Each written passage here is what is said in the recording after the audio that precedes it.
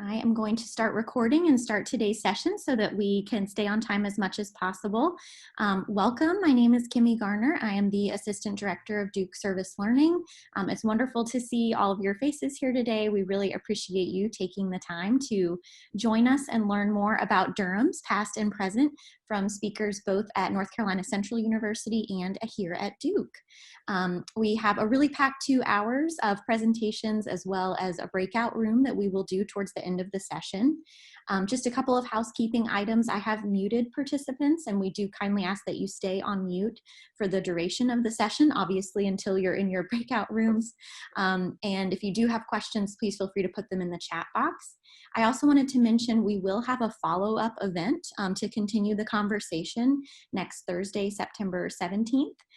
From 10 to 11:30 a.m. I will send out that Zoom link later today to all of you, but we recognize this is a short amount of time to really dive into some fascinating information about Durham and Duke, so we would like to make sure that we are extending that time to talk together. So please join us if you can next Thursday to continue the conversation. I'm now going to turn it over to David Malone, my supervisor, and he is the faculty director of Duke Service Learning, as well as a professor of the practice in the program in education at Duke. And he will kick us off today with introductions and a welcome. Hey, thank you, Kimmy. And Kimmy, thank you so much for all you've done to pull this together. It's been an incredible amount of work, and we really appreciate all your efforts. I'm David Malone. I'm the director of Duke Service Learning. We're a program within Duke Arts and Sciences, and we support faculty and staff in connecting and students in connecting to communities, particularly faculty who teach academic courses who wish to have a community engaged component. And thank everyone so much for staying with us today. It's going to be we're gonna have some time at the end to talk, and as Kimmy said, next week we're going to set aside more time. This isn't our normal way of proceeding. We're really a kind of community-based organization in terms of building community, but today we have a lot to get through. I'd like for the Service Learning team members just to introduce themselves, say your name so people know who you are. Start with Amy. Hi, yes, my name is Amy Anderson. I'm a faculty consultant with Duke Service Learning and teach in our program in education. Hi, I'm Joan Clifford. I'm Director of Community-Based Language Initiatives and a faculty consultant as well. Hey, I'm Ruth Eccles. I'm the Communications and Events Specialist with Duke Service Learning. I'm Kathy Sykes. I'm Senior Fellow for Civic Engagement with Duke Service Learning.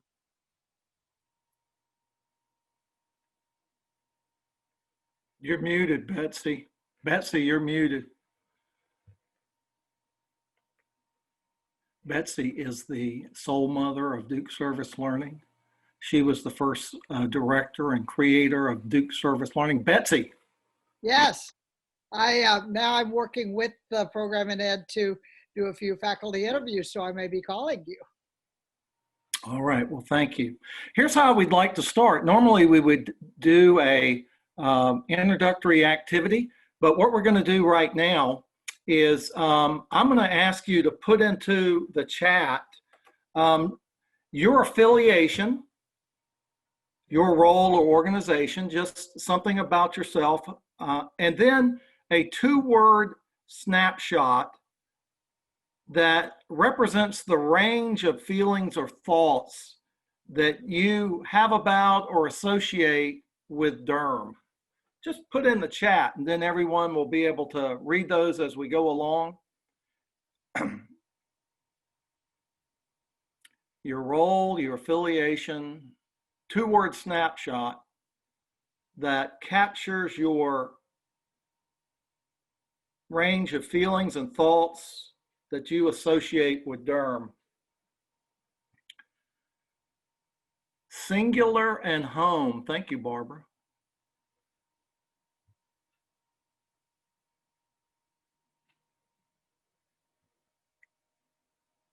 That's 2 words, love it. Now, Kimmy, as people do that, and just to keep the time going, if you would show the next slide. So this is the mission of Duke Service Learning.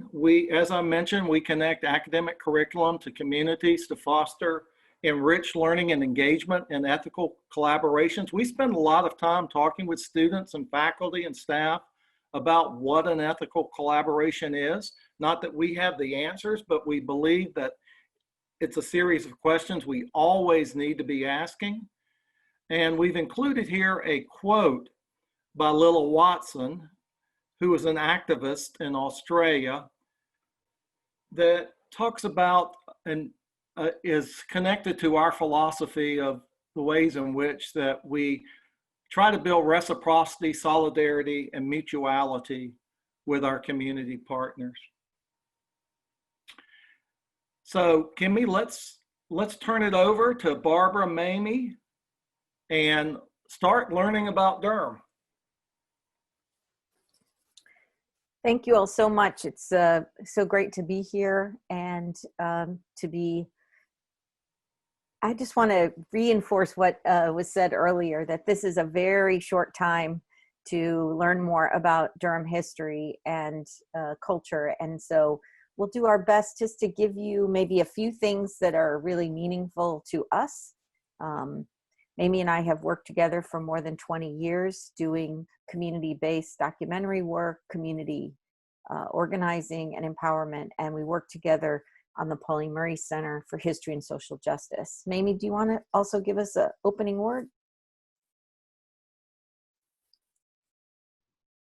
First, I need to unmute myself. Good morning, everyone. I am very happy to be here, and I will be looking at and sharing stories that are more personal in nature, that will give you a sense of what it was like to grow up here. So, thanks. So, Kimmy, if you could give us the next slide. I know that when I moved here more than 20 years ago, some of the things that I learned early on have really stuck with me and helped me think about why is Durham like it is today. And I go back to these early days when, well, Durham was always like this. It didn't matter who was living here, but how much the land itself and the ecology have shaped how North Carolina operates, how people live and have lived in North Carolina. So I offer you this slide as an opening just to understand that there are really three distinct regions in North Carolina that are really defined by their topography. The eastern region, which is with its sandy soil, was great for growing tobacco and had a whole internal system of rivers, which allowed for transportation before there was a road system. The Piedmont, which is where we live, it's, you know, mountainous, but not mountainous, rolling hills. That wasn't always so great for agriculture, but then lent itself as transportation corridor and for manufacturing. And the mountains, which were very different and continue to be distinct both in their ecology and in the sort of culture of the mountains. And different people began to live here once Europeans made their way and dislocated the native people. I think we do have to acknowledge and affirm that we are standing on the land of the Occaneechi, and that you know, there were a lot of people who lived here before white folk and African American folk arrived. So next slide, please. So in that same vein, along with these regions came after European settlement, this idea about who was going to live where. And while the Scots-Irish settled the mountain regions, the British and many Western Europeans came to the coastal plain, and they also brought enslaved Africans there. And so when we think about where people lived, it's no surprise in some sense that the agricultural East, where there were large plantations, where there was a lot of tobacco grown, was also the home to many enslaved Africans. And so this says everything to me right now about current politics in the state. How people vote, why they vote, what the power dynamics continue to look like in Eastern North Carolina, where you have many counties that the demographics are not even dissimilar to this. They're majority African American counties, and yet they are not necessarily governed and led by African Americans. So it is an interesting way to think about the state in terms of these regions and this ecology. But you know, one of the most important things, if you walk away with nothing else, I know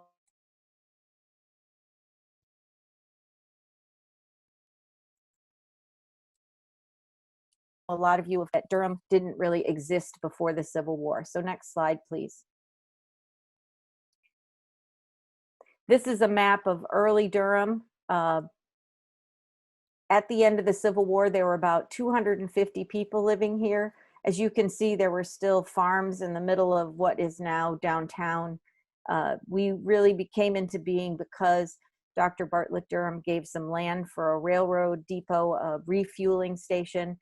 That railroad line now parallels what we think of as I-85, and our role as that point between Washington, D.C. and Atlanta was important when they built the railroads, was important when they built I-85, and continues to be a corridor that connects politics, culture, business, all that stuff. And so in some sense, we're just sort of a happy accident that why we are where we are. But I think the really significant part is that Durham, because it didn't exist before the Civil War, didn't have a set of pre-existing power relationships that were as defined as maybe other cities in North Carolina, like Raleigh, like even Charlotte, and like some of the other cities in the East. Next slide, please.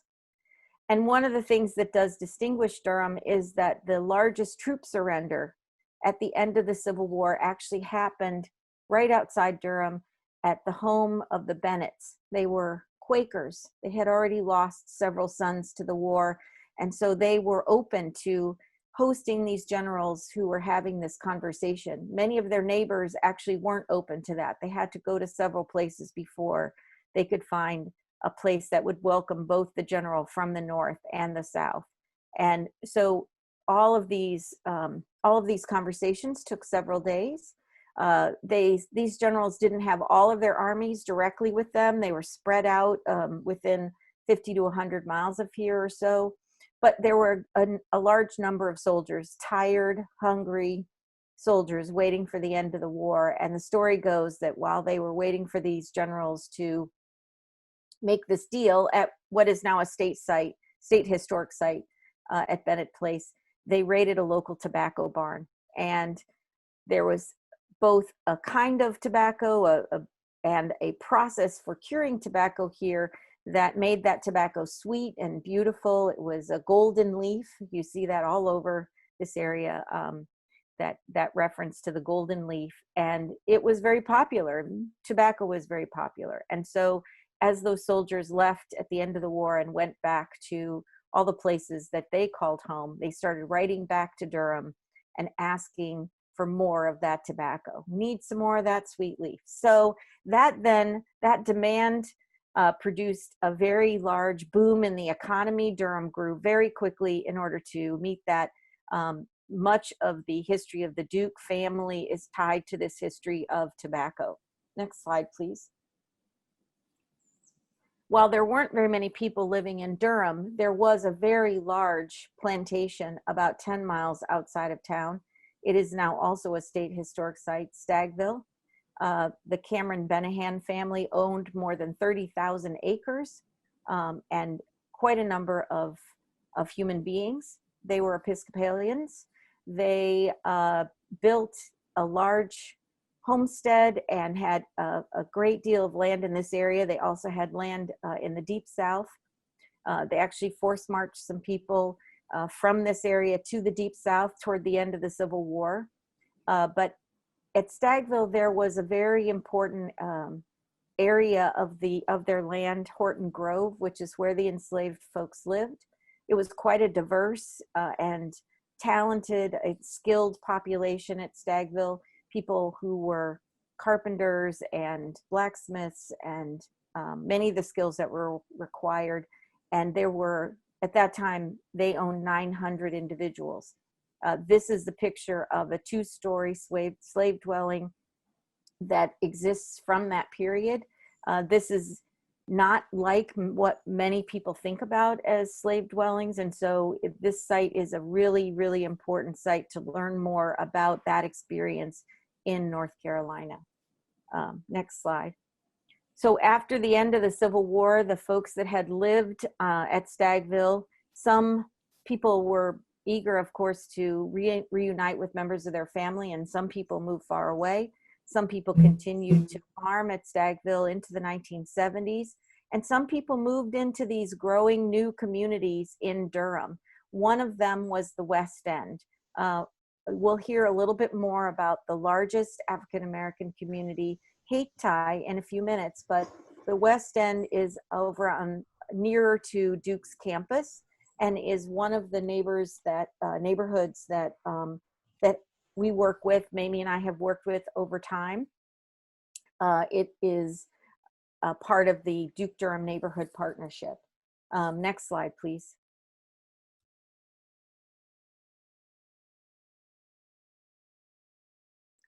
So just to give you a sense, to zoom in even farther, just a sense of what we think about when we think about the West End and Lyon Park neighborhoods. This was the site of Durham's first cemetery, Maplewood Cemetery, which was founded in the 1870s, but also the home to many African-American folk. And I'm going to turn it over to Mamie to share more about the West End. Thanks, Barbara. My name is Mayme Webb-Bledsoe, and I was born in 1957 in Durham, North Carolina. And I grew up in the West End, also known as Lyon Park, a proud community of African Americans who some were like my mom that might have worked at the North Carolina Mutual Life Insurance Company, others working in the tobacco industry or in the cotton mills. A few, like my father, owned their own businesses. They were brick masons or people that worked in the construction industry. I attended local public schools first Next slide, please, inside Kimmy. my neighborhood, and a graduate of what is now called the Lyon Park Elementary School. My junior high school was Rogers Her, and during that time period, it was brand new. There was only 13 African Americans that attended the whole school. I graduated from Durham High School, and now that's known as the Durham School of the Arts, and Durham High School no longer exists anymore. My mentors were my neighbors, folks that pushed and lobbied for the community, for paved streets, for funding to build schools and churches, to build field houses and parks in this segregated community called Lyon Park. I had heroes like any other children. Mine were pillars in our community, authorities like our teachers and our principals of our schools. Many of my friends and families founded groups like social clubs, garden clubs, golf teams. We played a lot of baseball during those days and social events. I was nurtured a lot by the elders in the community. Next slide, please. One of our major projects, which these pictures are taken in front of, is renovating our old elementary school called Lyon Park. During this time period, Lyon Park was the hub of activities.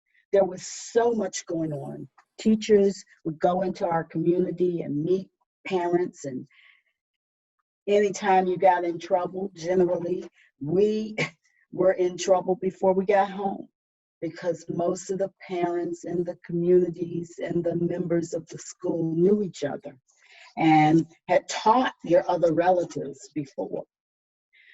But once our school had lost its attractiveness and it was closed, like many of the Negro schools, it lost its luster and it lost its hub of activity, and it was closed.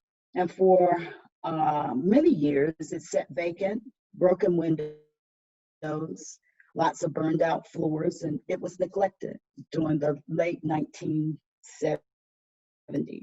and 60s. So we wanted to pull together a community that would help us make this old abandoned elementary school come back to its former glory. And we'll talk a little bit about how our community pulled together this ingenious solution by working on funding a bond referendum for Parks and Recs to fund the approval of a $6.4 million bond referendum, which allowed us to create from the ashes a new 46,000 square foot community center. Beside the elementary school, there was also lots of playground activity. There was a hub of activities that was popular because a great many of our youth in our community played for the Lime Park baseball team. Next slide, please. Lime Park residents, Mr. Womble, a former Negro League baseball player, lived right beside the park. His family still lives there today. He and other men from the neighborhood kept youth off the street by encouraging them to play in these leagues. He and other men started the elite baseball team. The Lime Park neighborhood team was home base for this baseball team, having the distinction of being one of the only two ballparks in the city's limits that had lights for night games. The other park was Hillside, that was located near Haytime. So many of our people played on these teams, and these teams were always managed and coached by community leaders who continue to this tradition today. Resources have supported many of these neighborhood teams through the selling of concessions at the games and personal donations from churches, local churches, and neighborhood fundraisers. This was the case throughout Durham for both white and Black communities, which until the 2004 year were mostly segregated, and when it came to looking at where people lived. Sometimes white and Black residents found themselves on the same side of an argument. And that's how the passing of this referendum for the Community Family Life and Recreation Center at Lime Park occurred. Its passing was the first time a predominantly Black area in Durham received such a large infusion of cash to address the decades of blight and neighborhood decay. It also was an affirmation for how community leaders whoever doubted their inherent ability to affect change now knows that this Lime Park school is an example of how even those things that seem insurmountable can still get done. In closing, I wanted to share a story about some of the other experiences that I had in going to the Lime Park Elementary School. And I want to tell you a story about one of my regrets when I attended Lime Park. About 50 years ago or so, when I was in the 6th grade at the Lime Park Elementary School, I remember being a safety patrol. If you go back to the slide before that, you will see an example, a picture of the safety patrol. And I would say A student leader was selected by teachers to help other students cross the streets as they made their way to the elementary school. Back then, most of us walked to our neighborhood school, and the patrols were stationed at specific corners. It was also before the adult crossing guards as you see today. We were student leaders. We were proud of our recognition and we had swagger. Of course, on the downside, it meant that we had to get up every morning very early to be on the corner. But you got to wear something special. This uniform you see with the slash that crisscross your chest and waist, and a shiny badge with a AAA on it. It was not until it became an adult that I even knew what the AAA sign or the badge meant, the AAA Motor Club. And patrols generally were teachers' pets, selected to run errands and such during the school day and be a role model for other students. Lion Park Safety Patrol had an excellent reputation because it was run by 6th grade teacher, Miss Ruby Grissom. She's pictured in the 1947 Lion Park Elementary School faculty picture. Each Black elementary school had a safety patrol, and that was something to be proud of.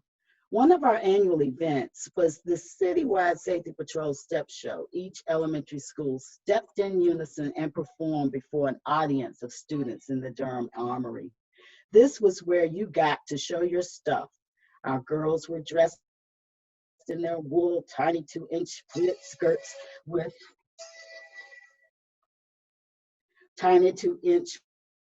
pleated skirts with a white shirt, crispy ironed, and none of it was wrinkled, all in preparation to look your best and perform your best. Miss Grissom had the skirts specially made so that we would turn the corner and the skirts would snap on cue. To commands like, dress, right, dress, as we marched to the cheers of our fellow students, we were something to see.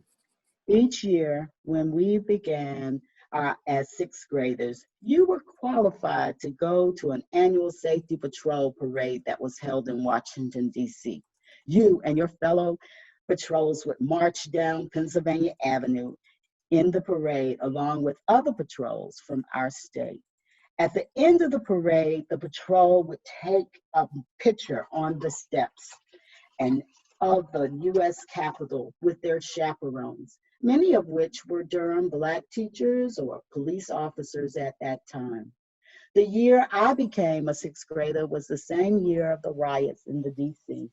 after the death of Martin Luther King. And because of the possibility of danger, it was determined we would not travel to D.C. Instead, we'd have a picnic outside C.C. Spalding School. I must say, I do regret not having my picture taken on the steps of the Capitol. If you want to see these actual pictures and the exhibits of the pictures that you've been seeing so far in this presentation, go to the Community Family Life and Recreation Center. It is located in its foyer. What I want to make sure, and we can go to the next slide, is the importance of saying that none of the people that lived in these communities were caricatures. They were special. They brought education. They believed in making sure that we all were a part of this magnificent village. And as a result, a lot of great heroes and people came out of this community. And I'll pass it on to Barbara to talk a little bit about some of them. Yeah, so quickly, thank you so much, Mamie. Those stories really make these places alive, give them so much meaning.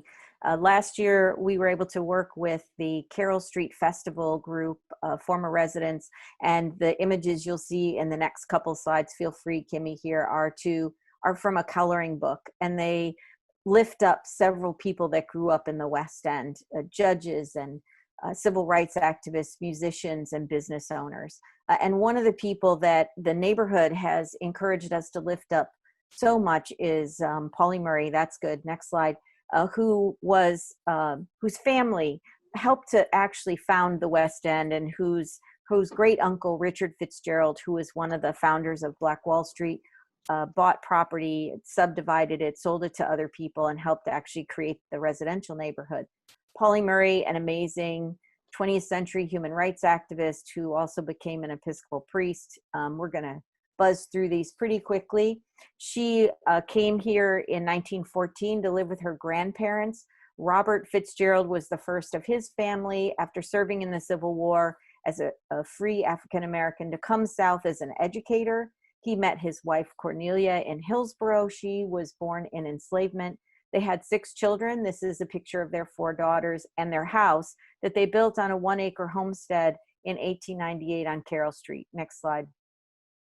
One of the things that's so exciting is that we have been able to save that house. So you get to see just a little bit of the renovation with a tool created by the Quality of Life Project, which you'll hear more about. We were able to purchase the house and keep it from becoming a parking lot. And together with family members and all sorts of organizations across Durham, we were able to save it, and thus became the Pauli Murray Center for History and Social Justice. Next slide, please. 1 minute. Thank you. So this is all available on our website, paulymurraycenter.com, but Pauli challenged boundaries and boxes wherever she went. She challenged segregation. She was a legal theorist. She founded organizations. Next slide, please. She was referred to by her friend Eleanor Roosevelt as her young firebrand friend. There's now a college named after her at Yale because she was the first person to get the JSD degree there. And we've heard about her a lot in the recent post because her work in 1964 to include sex in the 1964 Civil Rights Act is the basis that the Supreme Court has been using around LGBTQ rights cases recently. Next slide. She was also somebody who really personified the values of her family. She believed in education. She earned many degrees, an undergraduate degree from Hunter, law degrees from Howard, the University of California, University of California, Berkeley, Bolt School of Law, also the Yale University, and then went on to earn divinity degrees. She published several books, all of which are still in print, which is really exciting given that she died in 1985. Next slide, please. And in 1977 at the National Cathedral, she became the first African-American woman to be ordained an Episcopal priest. Next slide, please. So one of the ways you might see Pauli around town is in this series of murals, also a collaborative project with the Southwest Central Durham Quality of Life Project, and something that lifts up not just Pauli's personification, her vision, but also her words. Next slide, please. We began that journey of bringing that house to greater recognition. First, it was named a national treasure by the National Trust for Historic Preservation. With support from Iron Mountain. Next slide. We were able to do a lot of renovation in the house. And in 2016, it was named a National Historic Landmark. Next slide, please. Which it is North Carolina's 39th, the first one in the United States focused on an African-American woman who is also LGBTQ. We hope to open the interior of that house to the public in 2021, and the rest of the site within a couple of years after that. We're on Carroll Street. You're welcome to visit. There's actually an installation on the lawn. And again, next slide. We'd like to invite you to read more about Pauli Murray and to check out our new website where there are a lot more resources.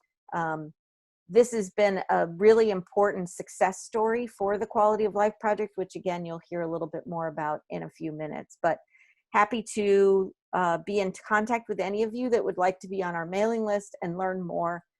Our information is here and on the website. Thank you.